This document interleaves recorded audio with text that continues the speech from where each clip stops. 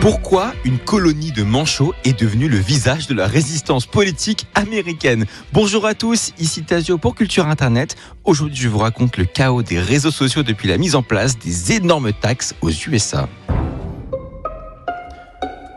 Tout a commencé le 2 avril dernier. Trump, en conférence de presse depuis la Maison-Blanche, annonce une mesure choc. Une taxe de 10% sur tout ce qui entre aux États-Unis. Le nom du plan, Reciprocal Tariffs ou tarif réciproque. Une idée est simple, si Trump juge qu'un pays taxe trop les États-Unis, eh bien les États-Unis le taxent aussi beaucoup en retour. Un désastre économique annoncé qui a plongé la bourse américaine dans le rouge depuis quelques jours et qui est donc très loin de faire l'unanimité. Mais très vite, les internautes se plongent dans la liste complète des pays concernés, publiée sur les comptes officiels de la Maison-Blanche. Et là, surprise, en plus des grands partenaires économiques habituels, comme les pays de l'UE ou le Japon, on trouve des îles inhabitées, des micronations, des territoires perdus. C'est tout particulièrement un archipel inhabité au sud de l'océan Indien qui retient l'attention d'Internet. Les îles Heard et McDonald, un caillou glacé situé à 4000 km de l'Australie. Zéro humain. La seule population qui s'y trouve, c'est 4 espèces différentes de manchots. C'est donc un taux de taxation soudainement très sérieux pour de pauvres animaux.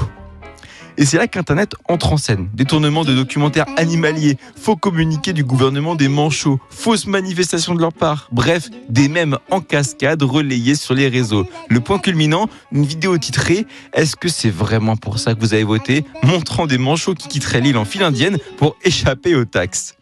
Mais au-delà du rire, cette guerre commerciale a aussi réussi à faire un autre effet très concret dans le monde Internet. Elle a tué dans l'œuf un deal majeur qui se préparait entre les États-Unis et TikTok. Car en parallèle de ces annonces tarifaires, Trump préparait aussi depuis des semaines une opération de sauvetage de l'application chinoise. Un consortium américain mené par Oracle devait racheter une partie de TikTok pour éviter un bannissement pur et simple du territoire états-unien.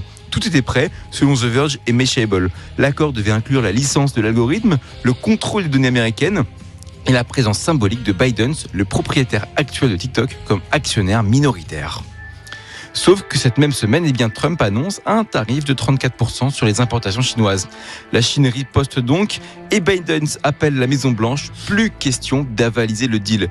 Tout s'effondre. Le bannissement de TikTok est donc repoussé de 75 jours. Officiellement, Trump parle de progrès tremblant et de travail en bonne foi avec la Chine, mais officieusement, c'est un sabotage en règle de son propre projet, un coup de poker politique qui coûte cher à tout le monde et surtout à une application utilisée par des millions d'Américains. Et c'est là qu'une rumeur vient enfoncer le bouchon. La liste sur laquelle se base Trump pour augmenter ses taxations aurait été générée par ChatGPT. Oui, d'après Mashable, des experts en data ont découvert que la formule utilisée pour calculer les montants était extrêmement simpliste. Déficit commercial divisé par les importations, le tout divisé par 2. Une méthode très proche de ce qu'une IA générative peut produire en quelques secondes. Pire encore, selon certains spécialistes interrogés par Reuters, les chiffres n'ont aucune méthodologie crédible. Le soupçon devient alors presque comique. Aurait-on confié à une IA le soin de recalculer toute la politique commerciale américaine ?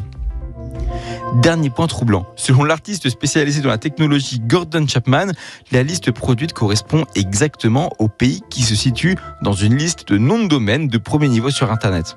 Alors concrètement, ce choix de liste, c'est une coïncidence assez étrange. Et ça pourrait vouloir dire qu'une IA générative serait appuyée sur cette liste importante dans le monde d'Internet pour créer sa propre liste de taxes. Le post de Chapman a été supprimé depuis, mais il a été jugé suffisamment crédible pour faire ricaner tous les économistes de la planète. Alors oui, cette histoire est un condensé de tout ce que 2025 sait produire de plus absurde. Une IA qui taxe des rochers, une guerre commerciale qui urine TikTok et une armée de pingouins transformée en symbole politique. Mais c'est aussi un moment révélateur. On parle de décisions qui influencent des milliards de dollars d'échanges et même de personnes prises sans consultation, parfois sans réflexion. Et dans le même temps, les internautes, eux, s'approprient ce chaos et le traduisent en TikTok, en tendance, en mème. Comme si c'était la seule manière de rester sain d'esprit face à ce monde qui a de moins en moins de sens.